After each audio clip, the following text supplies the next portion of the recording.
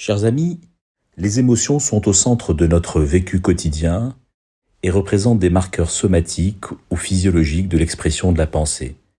Les émotions influencent nos décisions, nos relations sociales, et de nombreuses études scientifiques révèlent que réguler nos émotions était également une source de bonne santé physique. Inversement, les situations de stress répétées et non régulées ont des répercussions sur notre rythme cardiaque, sur la fonction respiratoire, et tout ceci peut occasionner malheureusement l'apparition de maladies organiques. Ainsi, cette semaine, je souhaite donc vous parler du stress, car il est vrai que l'on note que ce ressenti est particulièrement présent dans nos sociétés, aggravé par l'incertitude liée à la pandémie de Covid-19, mais il est probable qu'une des principales causes de stress dans nos sociétés modernes soit une résultante des possibilités technologiques actuelles, avec l'apparition notamment des réseaux sociaux qui augmentent le sentiment de pression sociale et une comparaison constante entre individus.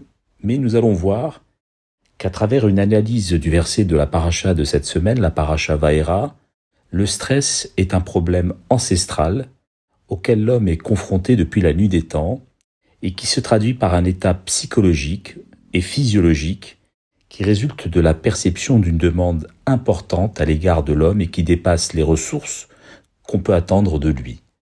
Ainsi, on lit dans le verset 9 du chapitre 6 de l'Exode que Moïse a tenté de rassurer le peuple d'Israël esclave en Égypte en leur promettant la délivrance prochaine au nom de l'alliance contractée avec les trois patriarches, Abraham, Isaac et Jacob.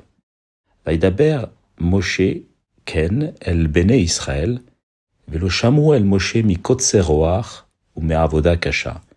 Moïse s'adresse au peuple d'Israël, mais ils ne l'ont pas écouté, nous dit le texte. À cause de quoi? À cause d'un souffle court, mikotser roach en hébreu. Rashi, le grand commentateur de la Bible, dit à propos de cette expression Kol mi shehu metzer rucho unshimato ketzara ve'eno yachol la'arich binshimato.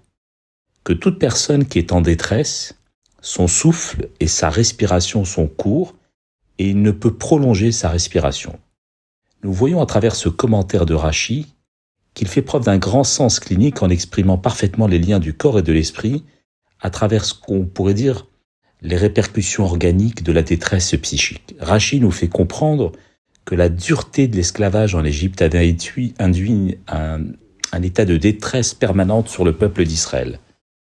Mais ce qui est intéressant, c'est la manière dont Dieu propose d'agir pour ne pas traumatiser davantage le peuple d'Israël. Allons donc au verset 13 de ce même chapitre 6 de l'Exode de Shemot, et on lit « Vaïdaber Hashem el Moshe ve'el Aaron, vaïtsavem el Bene Israël ve'el Paro, melech Mitzraïm, leotzi et Bene Israël me'eretz Mitzraïm. » Ainsi parla l'Éternel à Moïse et à Aaron, il leur donna des ordres pour les enfants d'Israël et pour Pharaon, roi d'Égypte, afin de faire sortir les enfants d'Israël du pays d'Égypte.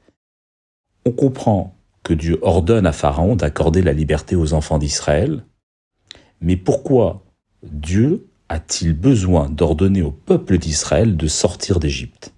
On aurait pu imaginer que le peuple souffrant des affres de l'esclavage en Égypte n'aurait absolument pas besoin d'être convaincu des bienfaits de la liberté.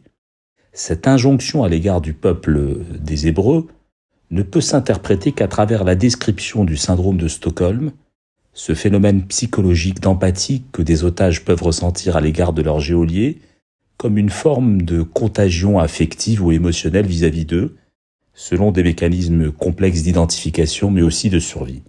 Rashi nous apporte la réponse en expliquant Vaïtsavem el Bene Israël, Tzivam alehem lehanhigam benachat ve'lisbol otam. Il leur a ordonné de les conduire avec douceur et de leur témoigner de la patience afin de ne pas traumatiser davantage psychologiquement le peuple d'Israël. Ainsi, cet appel à la douceur, à la patience comme forme d'injonction divine est une leçon de vie à l'égard de chacun d'entre nous.